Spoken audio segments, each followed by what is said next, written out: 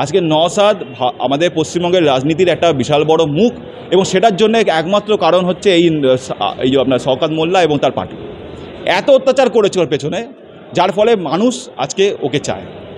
এই যে বাংলায় আসাউদ্দিন ওয়াইসি আসে এবং 26-এ লড়বে, সংখ্যালঘু ভোট কেটে কি বিজেপি লাভবান হবে? হবে। আজকে বরাবর সবাই জানে যে এই টিএমসি পার্টি সংখ্যালঘুর ভোটেই আর কি জয়যুক্ত হয়ে ক্ষমতায় আছে।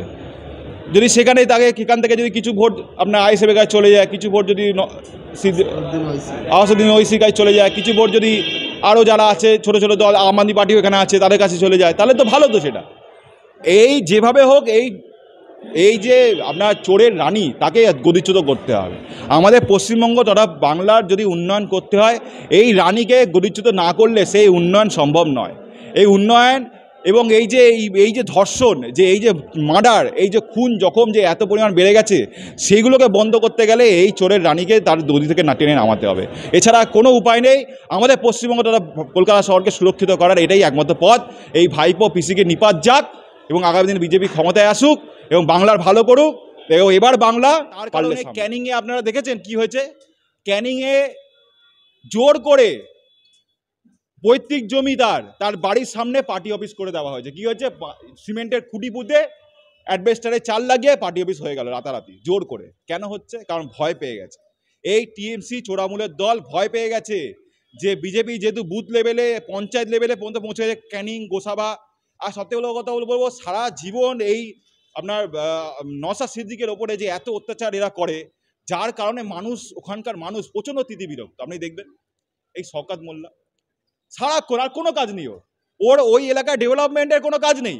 ও শুধুমাত্র নওশাদ সিদ্দিকের পেছনে শুধু কারি করতে করতে, আর এই ফায়দাটাই বিজেপি লুটছে ওখানে। এই ফায়দাটাই দুজনে মারামারি অন্তর্ধানের ফায়দাটা বিজেপি লুটছে, এবং বিজেপি দেখবেন আগামী দিন ওই এলাকায় বিপুল সংখ্যক ভোট নিয়ে জিতবে। এবং পঞ্চায়েত স্তরে বুথ লেভেলে সব জায়গায় বিজেপি ছড়িয়ে গেছে। এবং আমি বলে যাচ্ছি অন ক্যামেরা আপনার সামনে, নন্দীগ্রামে দাঁড়িয়েছে, সেখানে হেরেছে। ভবানীপুরে দাঁড়িয়েছে, ভবানীপুরে হেরেছে। এবং আগামী দিন 26-এও যদি দিদিমণি ভবানীপুর থেকে দাঁড়ায়, আমরা ভবানীপুরবাসী হিসাবে ওনাকে হারাবো। ওনাকে আমরা দেখতে চাই না। ওনাকে ভবানীপুরে তথা কলকাতা শহরে তথা পশ্চিমবঙ্গে আমরা দেখতে চাই না। আপনি পশ্চিমবঙ্গের বাইরে গিয়ে কাজকর্ম করুন, ওখানে পার্টি পলিটিক্স করুন, এখানে দয়া করে পশ্চিমবঙ্গ ছাড়ুন। আগামী নতুন সরকার আসুক, আবার এখানে নতুন করে ইন্ডাস্ট্রি হোক, অনেক মানুষ খেয়ে পড়ে বাঁচুক, অনেক ছোটো ছোটো কারখানা হোক, ছোটো ছোটো ইন্ডাস্ট্রি হোক, স্কুল হোক, কলেজ হোক। আমরা এটা দেখতে চাই। আমরা দেখছি যে আজকে নেতাজি ইন্ডোর থেকে এনআরসির ভয় দেখানো হয়। এই তো এনআরসি সিএ নিয়ে তিনি অনেক বলেছিলেন, ক্যাকা ছিছি, আপনাদের মনে আছে হয়তো, এক ধরনের আপনার ওই স্লোগান তুলেছিল। এইসব করে তো কোনো লাভ হচ্ছে না দিদিমণি। আজকে এনআরসি বা সিএ ব্যাপারটা হচ্ছে পুরো আইনে রূপান্তর হয়ে গেছে। আজকে আপনারা লক্ষ্য করলে দেখতে পাবেন যে বাংলাদেশ এবং ইন্ডিয়ার বর্ডারে অনেক মানুষজন ওখানে দাঁড়িয়ে আছে, কিন্তু কাউকে ভেতর ঢুকতে দেওয়া হচ্ছে না, কারণ আমাদের আইন খুব স্ট্রং। আপনি বৈধভাবে আসুন, এসে সিএ এনআরসির মাধ্যমে অ্যাপ্লাই করুন। আপনার যদি ডকুমেন্টস সব ঠিকঠাক থাকে, আপনি তাহলে নাগরিকত্ব পাবেন। এখানে চোরাচালানকারী 2 নম্বরই হবে, এসে তো নাগরিকত্ব পাওয়ার কোনো স্কোপ নেই। তাহলে আপনি যে এই সিএ এনআরসি নিয়ে যে এই যে বাজে কথাগুলো বলছেন, এই যে মানুষকে ভয় দেখাচ্ছেন, এটা পুরোপুরি ভিত্তিহীন। কারণ এখন হচ্ছে এআই এর যুগ, মানে আর্টিফিশিয়াল ইন্টেলিজেন্সের যুগ।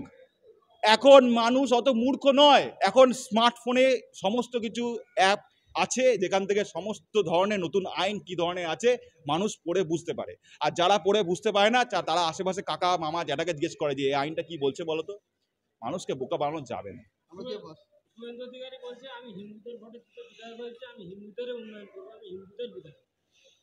দেখুন, উনি শুভেন্দু অধিকারী, উনি বিরোধী দলনেতা।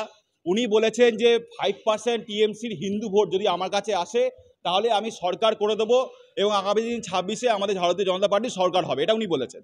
কিন্তু আপনি এটা জিনিস বোঝার চেষ্টা করুন, উনি তো বিরোধী দলনেতা। যদি সরকার হয়, উনি তো নিশ্চয়ই মুখ্যমন্ত্রী হবেন না, অন্য কেউ হয়তো হবে। সুতরাং যখন যে মুখ্যমন্ত্রী হবে, সে কিন্তু কোনো পার্টির মুখ্যমন্ত্রী নয়, সে সবার মুখ্যমন্ত্রী। সিপিএম, তৃণমূল, বিজেপি, কংগ্রেস সবার মুখ্যমন্ত্রী, আমাদের সবার মুখ্যমন্ত্রী। সে যখন মুখ্যমন্ত্রী হিসাবে সে শপথ নেবে, তারপর যে কর্মসূচিগুলো হবে সেগুলো কিন্তু জনমুখী কর্মসূচি হবে, সবার জন্য হবে।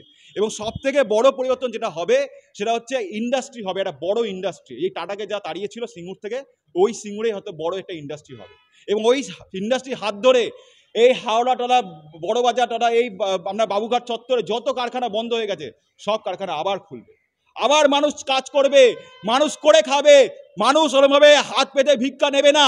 মানুষ চাকরি করে কাজ করে দুমুঠো অন্ন রোজগার করে তার নিজের ভরণ পোষণ করবে, তার সংসার চালাবে। মানুষ ভিক্ষা চায় না, মানুষ লক্ষ্মী ভাণ্ডার চায় না, লক্ষ্মীর ইজ্জত আজকে রাস্তাগুলো লুটোপুটি খাচ্ছে, গড়াগড়ি খাচ্ছে, মানুষ সেটা চায় না। মানুষ কাজ করে খেতে চায়, তাদের লক্ষ্মী তারা, তাদের সরস্বতী তারা যথাযথ তাদের ইজ্জতে তারা দেখভাল করতে জানে। আপনাকে দরকার নেই করার, আপনি দয়া করে নিজের গদিটা ছাড়ুন আর অন্যকে সুযোগ দিন। দেশের, আমাদের পশ্চিমবঙ্গের, আমাদের কলকাতা শহরে কিছু ভালো করার সুযোগ দিন অন্য কাউকে। রাজনৈতিক মহলে তো আমরা কান পাতে শুনতে পাই যে তৃণমূল ছেড়ে বিজেপি গিয়েছে মুখ্যমন্ত্রী হওয়ার জন্য শুভেন্দু অধিকারী, আপনি বলছেন মুখ্যমন্ত্রী হতে পারবেন? আমি তো সেটাই বলছি, দেখুন উনি তো বিরোধী দলনেতা আছেন, হয়তো ওখান থেকে হয়তো অন্য কোনো পদে উনি যাবেন। আগামী দিন তো আপনারা শুনবেন হয়তো বিজেপির রাজ্য সভাপতির নির্বাচন আছে, সেটা এখন ঠিক করা হয়নি, সেটা করা হবে, সেখানে হয়তো ওনার নাম হতে পারে।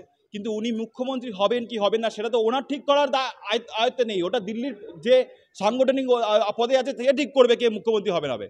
এই যে দেখুন না আপনি, এই আপনার দিল্লিতে যে জিতলো বিজেপি, সবাই জানতো কে পবন সিং, শর্মা, এরা সব মুখ্যমন্ত্রী হবে, কিন্তু তারা কি হলো? হলো না। কে হলো? রেখা গুপ্ত হলো, যাকে কেউ চেনেই না। সবার পেছনের সারিতে তিনি ছিলেন।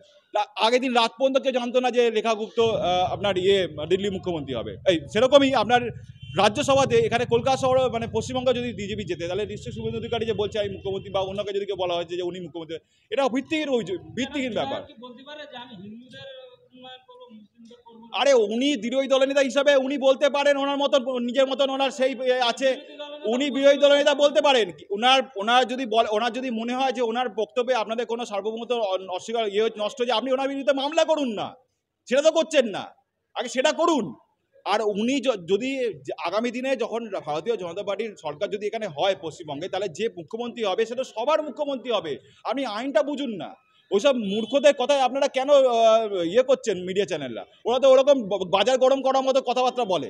ওই যে কুণাল ঘোষ, ও তো নেতা, ওর নামে 500 খানা মামলা লোয়ার কোর্টে পেন্ডিং চলছে এখনো পর্যন্ত, আধেক দিন এখানে আসে হাজিরা দিতে। ও তো নিজে কিছু জানে না, মূর্খ। ও তো একবার বলে আমি নাকি কোন চ্যানেলের মালিক, আমি হাউস চালাই, একবার নিজে বলে আমি রাজ্যের টিএমসি মুখপাত্র, একবার আবার অনেক কিছু নিয়ে বলে। এসব ওর কথা কেউ মানেই না, ঠিক আছে? সুতরাং এইসব আপনি বাদ দিন, ওরকম ওরা অনেক বলবে।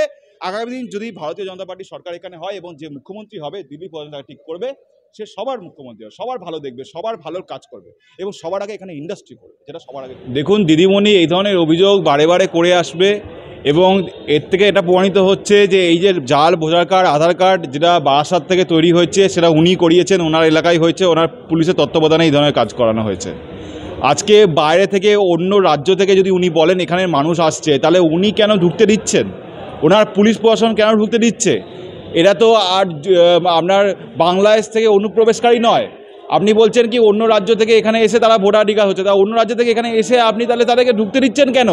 তাদেরকে জমি বিক্রি করছেন কেন? তাদেরকে ফ্ল্যাট বিক্রি করছেন কেন? তাদেরকে আধার কার্ড ভোটার কার্ড কেন করে দিচ্ছেন? আগে সেটা জবাব দিন। তো আর তারা যদি অন্য রাজ্য থেকে আজকে বাংলা তথা কলকাতা শহরে এসে একটা ফ্ল্যাট কেনে এবং তারপর যদি সেখানে একটা আধার কার্ড বা ভোটার কার্ডের জন্য অ্যাপ্লাই করে, তো আপনার সরকার তো দিতে বাধ্য। এটা তো আইনত সিদ্ধ, এখানে তো বেআইনি কিছু নয়। তো এইগুলো যখন আপনার যখন এতই কষ্ট হচ্ছে, তারা এখানে এসে ভোটার হয়ে যাচ্ছে এবং আপনাকে ভোট দেবে না, আপনার এটা মনে হচ্ছে, তাদেরকে বার করে দিন। সমস্ত অবাঙালি ভোটারদের পশ্চিমবঙ্গ তথা কলকাতা শহর থেকে বার করে দিন। আমি এটাই আপনার কাছে বলবো, মাননীয়া।